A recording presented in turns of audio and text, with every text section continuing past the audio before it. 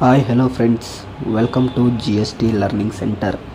ನಾನು ಈ ವಿಡಿಯೋದಲ್ಲಿ ನಿಮಗೆ ಏನಪ್ಪ ತಿಳಿಸ್ಕೊಡೋದಕ್ಕೆ ಬಂದಿದ್ದೀನಿ ಅಂದರೆ, ಈ ಇನ್ವಾಯ್ಸ್ ಯಾವ ರೀತಿ ಜನ್ರೇಟ್ ಮಾಡೋದು ಪೋರ್ಟಲಲ್ಲಿ. ತುಂಬ ನಿಮಗೆ ಬಲ್ಕ್ ಕ್ವಾಂಟಿಟಿಯಾಗಿ ನೀವು ಈ ಇನ್ವಾಯ್ಸ್ನ ಜನ್ರೇಟ್ ಮಾಡಬೇಕಾಗಿರುತ್ತೆ.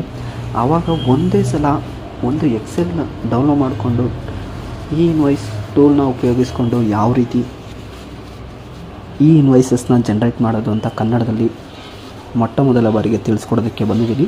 ಸೊ ಅದಕ್ಕಿಂತ ಮುಂಚೆ ಯಾರೆಲ್ಲ ಚಾನಲ್ಗೆ ಸಬ್ಸ್ಕ್ರೈಬ್ ಆಗಿಲ್ಲ, ಈ ಕೂಡಲೇ ಚಾನಲ್ಗೆ ಸಬ್ಸ್ಕ್ರೈಬ್ ಮಾಡ್ಕೊಳ್ಳಿ. ಇದೇ ಥರ ಹೊಸ ವೀಡಿಯೋಗಳಿಗಾಗಿ ನನ್ನ ಚಾನಲ್ಗೆ ಸಬ್ಸ್ಕ್ರೈಬ್ ಮಾಡ್ಕೊಂಡು ಲೈಕ್ ಮಾಡಿ, ಶೇರ್ ಮಾಡಿ. ಸೊ ಗೈಸ್, ನೀವಿಲ್ಲಿ ನೋಡ್ತಾ ಇದ್ದೀರಾ ಈ ಇನ್ವಾಯ್ಸ್ ಪೋರ್ಟಲ್ GSTದು. ಸೊ ನೀವೇನಾದರೂ ಈಗಾಗಲೇ ಯೂಸರ್ ನೇಮ್ ಮತ್ತು ಪಾಸ್ವರ್ಡ್ ಕ್ರಿಯೇಟ್ ಮಾಡಿದರೆ ಲಾಗಿನ್ ಅಂತ ಕೊಡಬೇಕಾಗುತ್ತೆ. ಯೂಸರ್ ನೇಮ್ ನೀವು ಇನ್ನೂ ಹೊಸ್ದಾಗಿ ಜನ್ರೇಟ್ ಮಾಡ್ತಾ ಇದ್ದೀರಾ, ನಮಗಿನ್ನೂ ಗೊತ್ತೇ ಇಲ್ಲ ಅಂತಂದರೆ ಇಲ್ಲಿ ರಿಜಿಸ್ಟ್ರೇಷನ್ ಬಟನ್ ಮೇಲೆ ಕ್ಲಿಕ್ ಮಾಡಬೇಕಾಗುತ್ತೆ. ಈ ಇನ್ವಾಯ್ಸ್ ರಿಜಿಸ್ಟ್ರೇಷನ್ ಫಾರ್ಮ್ ಅಂತ ಬರುತ್ತೆ. ನಿಮಗೆ GST ನಂಬರ್ ಆಗ್ತಿದ್ದಂಗೆ ಕ್ಯಾಪ್ಚಾ ಎಂಟ್ರಿ ಮಾಡಿ ಅವರು ಪಾಸ್ವರ್ಡ್ ಸೆಟ್ ಮಾಡೋದಕ್ಕೆ ಕೇಳುತ್ತೆ. OTP ಕೇಳುತ್ತೆ. OTP ಹಾಕಿದ ತಕ್ಷಣ ನೀವು ಲಾಗಿನ್ ಕ್ರಿಯೇಟ್ ಮಾಡ್ಬೋದು. ಲಾಗಿನ್ ಕ್ರಿಯೇಟ್ ಮಾಡಿದ್ಮೇಲೆ ನಿಮಗೆ ವೆಬ್ಸೈಟ್ ಬರುತ್ತೆ. ಓಪನ್ ಆಗಿದ ತಕ್ಷಣ left side bulk quantity upload ಅಂತ ಇರುತ್ತೆ. ಜಸ್ಟ್ ನೀವು JSON ಫೈಲ್, ನಾನೀಗ ಟೂಲ್ ಏನು ಡೌನ್ಲೋಡ್ ಮಾಡ್ತೀವೋ ಅಪ್ಡೇಟ್ ಮಾಡ್ತೀವೋ ಅದನ್ನು ನೀವು ಅಪ್ಡೇಟ್ ಮಾಡಿ ನೋಡಿ. ಇಲ್ಲಿ ಎಲ್ಪ್ ಹತ್ರ ಬಂದುಬಿಟ್ಟು ಟೂಲ್ನ ಡೌನ್ಲೋಡ್ ಮಾಡಿಕೊಂಡು ಟೂಲ್ ಒಳಗಡೆ ನೀವು ಪ್ರತಿಯೊಂದು ಐಟಮ್ಗಳು, ಎಷ್ಟು ಐಟಮ್ ಆಗಲಿ ಬಲ್ಕ್ ಕ್ವಾಂಟಿಟಿಯಾಗಿ ಈ ಇನ್ವಾಯ್ಸ್ ಜನ್ರೇಟ್ ಮಾಡ್ಬೋದು. ಅಥವಾ ಒಂದಕ್ಕಾದರೂ ಪರವಾಗಿಲ್ಲ, ಅದರಲ್ಲೇ ಜನ್ರೇಟ್ ಮಾಡ್ಬೋದು. ಸೊ ಈ ರೀತಿ ಟೂಲ್ಸ್ಗೆ ಬರ್ತೀರಾ. ಟೂಲ್ಸ್ ಬಂದಾದಮೇಲೆ ನೋಡಿ ಎಲ್ಲಿ JSON ಪ್ರಿಪ್ರೇಷನ್ ಟೂಲ್ಸ್ ಅಂತ ಇರುತ್ತೆ. ಸೊ ಆ ಒಂದು JSON ಪ್ರಿಪ್ರೇಷನ್ ಟೂಲ್ಸ್ನ ಡೌನ್ಲೋಡ್ ಮಾಡ್ಕೋಬೇಕಾಗುತ್ತೆ ಗಾಯ್ಸ್. ನೀವು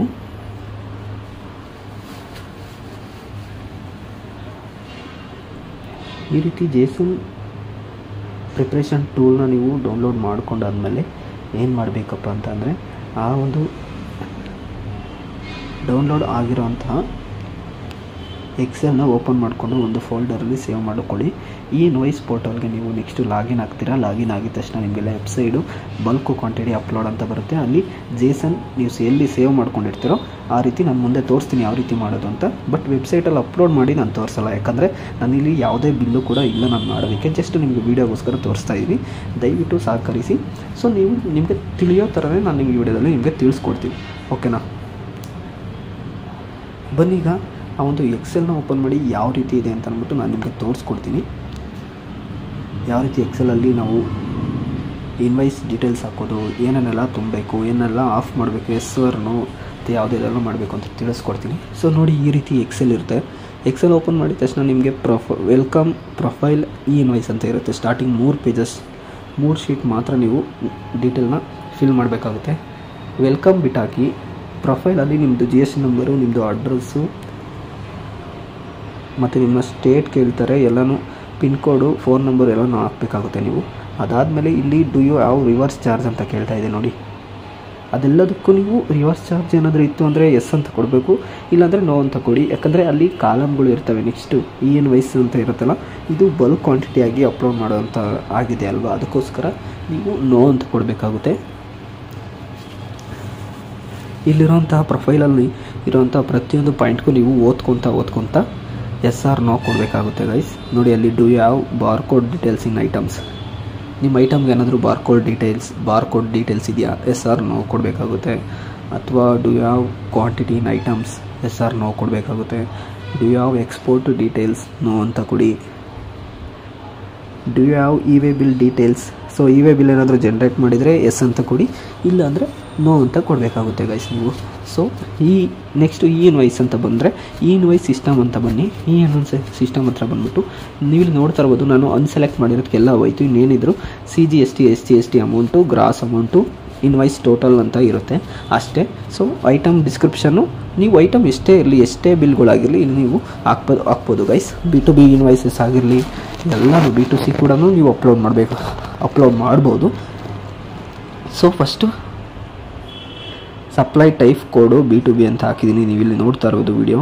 ಇದೆಲ್ಲನೂ ನೀವು ಮಾಡಿ ಏನು ಮಾಡಬೇಕಪ್ಪ ಅಂತಂದರೆ, ಪ್ರತಿಯೊಂದು ಡೀಟೇಲ್ಸ್ ಹಾಕಿದ ತಕ್ಷಣ GST ನಂಬರ್ ಹಾಕಿ, ಬೈಯರ್ GST ನಂಬರ್ ಹಾಕಿ, ಅವ್ರದ್ದು ಅಡ್ರೆಸ್ಸು ನೀವು ಕಾಪಿ ಪೇಸ್ಟ್ ತೊಗೊಬಂದು ಹಾಕಿ.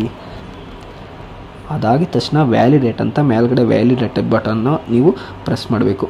ವ್ಯಾಲಿಡೇಟ್ ಬಟನ್ ಅಮ್ಕಿದ ತಕ್ಷಣ ನಿಮ್ಗೆ ಏನಾಗುತ್ತೆ ಅಂತಂದರೆ, ಸೊ ಅದು ಕಂಡುಹಿಡಿಯುತ್ತೆ ನೀವು ಹಾಕಿರೋ ಇನ್ಫಾರ್ಮೇಷನ್ ಎಲ್ಲ ಕರೆಕ್ಟಾಗಿದೆಯಾ ಏನು ತಪ್ಪು ರಾಂಗ್ ಇಲ್ವಾ, ರಾಂಗ್ ಇತ್ತು ಅಂದರೆ ಅದು ಲಾಸ್ಟಲ್ಲಿ ಅಲ್ಲೇ ತೋರಿಸುತ್ತೆ, ಇಲ್ಲೇ ಸರಿ ಮಾಡ್ಕೊಳ್ಳಿ.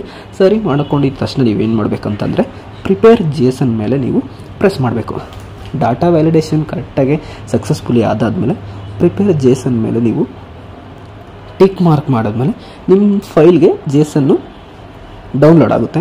ಆ ಒಂದು JSON ಫೋಲ್ಡರ್ನ ನೀವು ತಗೊಂಡು, ನಾನು ಈಗಾಗಲೇ ವೆಬ್ಸೈಟ್ ಹೇಳಿದ್ನಲ್ಲ ಈ ಪೋರ್ಟಲ್, ಈ ಇನ್ವಾಯ್ಸ್ ಈ ಪೋರ್ಟಲ್ ಅಂತ, ಆ ಒಂದು GST ವೆಬ್ಸೈಟ್ಗೆ ಹೋಗ್ಬಿಟ್ಟು ನಿಮ್ಮದು ಯೂಸರ್ ನೇಮು ಪಾಸ್ವರ್ಡ್ ಹಾಕ್ಬಿಟ್ಟು ಲಾಗಿನ್ ಆಗಿದ ತಕ್ಷಣ left side bulk quantity upload ಅಂತ ಇರುತ್ತೆ. ಸೊ ಅಲ್ಲಿ JSON ಅಪ್ಲೋಡ್ ಕೇಳೋದಕ್ಕೆ ಕೇಳ್ತಾರೆ. ನೀವು ಎಲ್ಲಿ ಸೇವ್ ಆಗಿರುತ್ತೆ ಆ ಒಂದು JSON ಫೈಲ್ನ ಜಸ್ಟ್ ಒಂದೇ ಒಂದು ಕ್ಲಿಕ್ ಮಾಡಿ ಅಪ್ಲೋಡ್ ಅಂತ ಕೊಟ್ಟರೆ ಸಾಕು, ನಿಮಗೆ ಕೇವಲ ವಿತಿನ್ 5 ಸೆಕೆಂಡ್ಸಲ್ಲ ಈ ಇನ್ವಾಯ್ಸ್ ಅಪ್ಲೋಡ್ ಆಗುತ್ತೆ. ಇಷ್ಟೇ ಗೈಸ್, ಇದಾಗಿತ್ತು ಇವತ್ತಿನ ಈ ಇನ್ವಾಯ್ಸ್.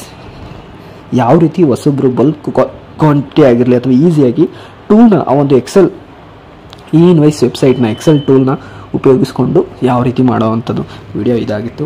ನಿಮ್ಗೆ ಏನಾದರೂ ಇನ್ನೂ ಡೀಟೇಲಾಗಿ ವೆಬ್ಸೈಟ್ ಮೂಲಕ ಅಪ್ಲೋಡ್ ಮಾಡಬೇಕು ಅಂತಂದರೆ ದಯವಿಟ್ಟು ಕಮೆಂಟ್ ಮಾಡಿ ತಿಳಿಸಿ. ನನಗೆ ಯಾವುದೇ ಬಿಲ್ ಇರಲಿಲ್ಲ, ಅದಕ್ಕೋಸ್ಕರ ನಾನು ನಿಮಗೆ ಅಪ್ಲೋಡ್ ಮಾಡಿ ತೋರಿಸಿಲ್ಲ. ಬಟ್ ನಿಮಗೆ ಕರೆಕ್ಟಾಗಿ ಮಾಹಿತಿ ಕೊಟ್ಟಿದ್ದೀನಿ ಅಂತ ಅಂದ್ಕೊತೀನಿ.